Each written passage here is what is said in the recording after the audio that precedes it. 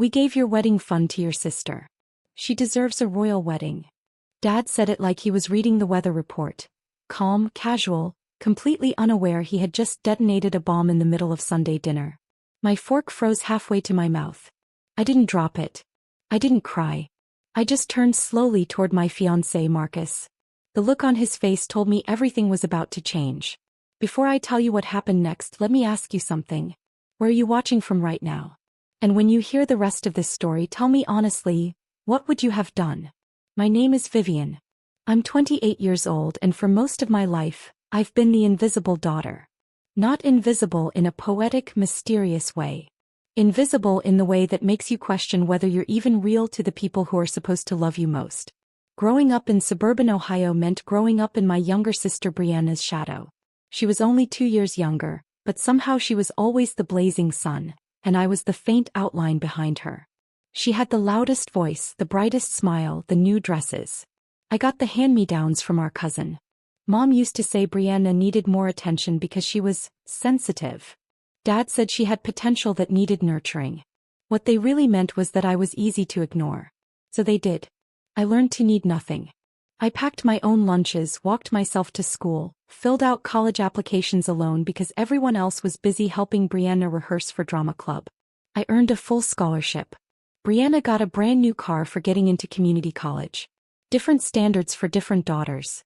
That was just how our house worked. But then there was Marcus. He was the part of my story that changed everything. I met him 3 years ago at a financial literacy workshop downtown.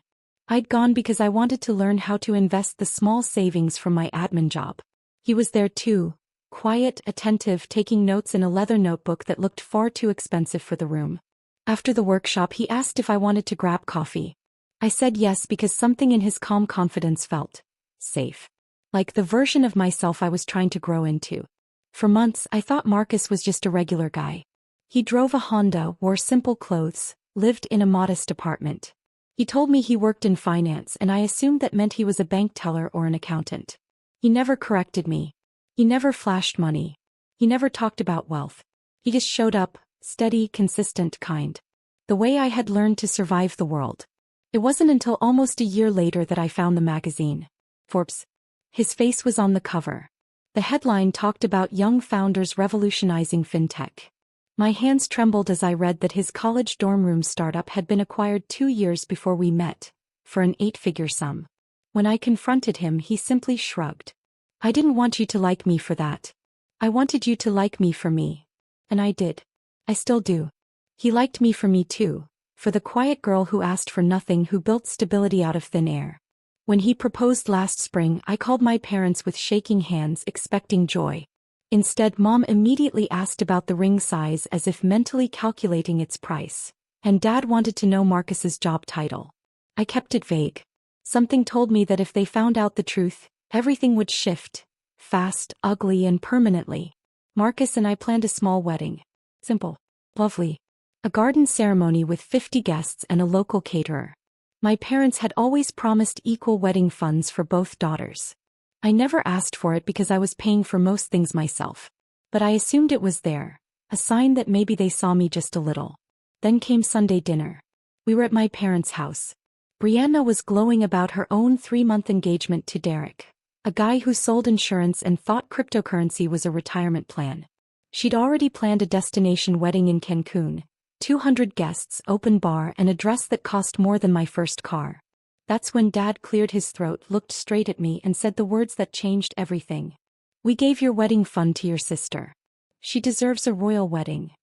The announcement dropped like a stone. The table went silent. Mom nodded along like this was perfectly reasonable. Brianna smiled, the kind of smile that told me she'd known all along. Maybe even planned it. I set my fork down slowly. I could feel Marcus tense beside me, but I kept my eyes on my father. You gave her my fund, I repeated quietly. The money you promised was mine. Dad waved a hand like he was brushing away dust. You're doing fine, Vivian. You've always been fine. Your sister needs help planning something beautiful. You understand. I did understand. I understood that I had spent my entire life being fine, so they could pour everything into someone else. I understood that fine was their code for doesn't matter. Before I could respond, Marcus moved. He stood up slowly and pulled his phone from his pocket. His face was calm, but his eyes had gone sharp, harder than I had ever seen them. Should I tell them what I do for a living? The room shifted. Dad blinked, confused. Mom tilted her head like a startled bird. Brianna's smile faltered. What do you mean? Dad asked with a nervous laugh. You work at a bank or something, right? Marcus didn't laugh. He tapped his phone, then turned the screen toward my father. I'm the founder of Verity Financial. Maybe you've heard of it. We were acquired by Goldman Sachs 2 years ago. That article there shows my net worth, if you're curious. Dad's face drained of color. Mom gripped the table. Brianna leaned forward, eyes wide, and then looked at me like she was seeing me for the first time. You, Dad sputtered. I'm the man who was going to write a check to cover every cost of Vivian's wedding, Marcus said, voice level and steady. I wanted to make sure her family didn't have to worry about a thing, because that's what you do for the people you love. His gaze didn't waver. But now I'm hearing you took money that belonged to her. Money you promised her. And gave it to someone else. Because she deserves a royal wedding. The question hung in the air like smoke. Brianna stood abruptly. I didn't know it was Vivian's money. Mom said it was extra family savings. Sit down, Brianna, Dad snapped, though his voice had lost all authority. Marcus slipped his phone back into his pocket. Here's what's going to happen. You're going to return every dollar you took from Vivian's fund. I don't care how you do it. Sell something. Take out a loan. Figure it out. Because if you don't, I will make sure every person in this family, and every person in this community, knows exactly what kind of parents steal from their own daughter. Mom's voice cracked. Marcus, please. This is a family matter. Vivian is going to be my family, he said quietly. And I protect my family. Unlike some people at this table. I watched my parents crumble. Dad's confidence collapsed like wet paper. Mom kept darting her eyes back and forth between me and Marcus, as if trying to calculate a new equation she had never considered. Brianna, finally, was silent. I stood then, pushing my chair back gently. I didn't yell. I didn't cry. I just looked at my father and said the words I'd swallowed for 28 years. I spent my whole life trying to be enough for you. Working harder, needing less, disappearing so you could focus on her. And the truth is I was enough. I was always enough. You just refused to see it. Dad opened his mouth. Nothing came out.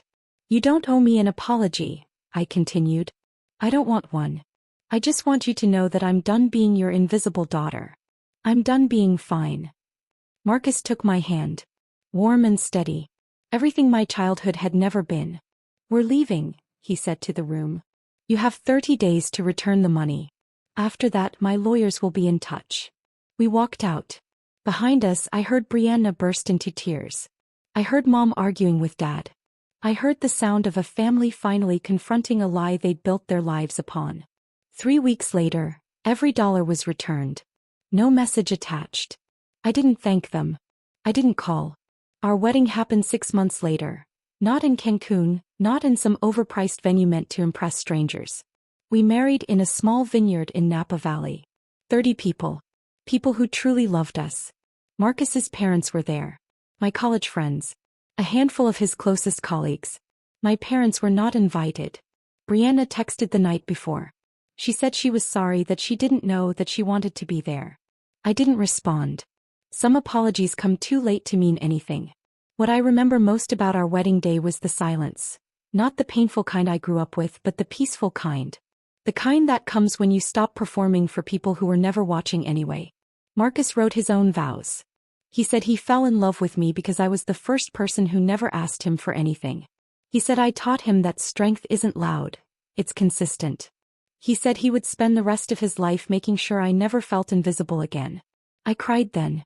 Later, I donated every dollar my parents returned. All of it, toward a scholarship for first-generation college students. Kids who pack their own lunches, walk themselves to school, and learn early that no one is coming to save them. Kids like the girl I used to be. My sister's Cancun wedding happened last month. I heard the photos were beautiful. I also heard that Derek got drunk and gave a speech that embarrassed everyone. Brianna called afterward, crying. I let it go to voicemail. Some doors close for a reason. Some people only reach out when their spotlight begins to dim. I'm building a different life now. One where I'm seen. I'm valued. Where the people around me don't keep score. Marcus and I bought a house last month. Nothing flashy. Just a place with a big kitchen and a backyard where our kids can play someday. And if they ever feel invisible, I'll know how to see them. And if you're watching this, if you've ever been the forgotten one, the quiet one, the one who's always fine, I want you to hear this.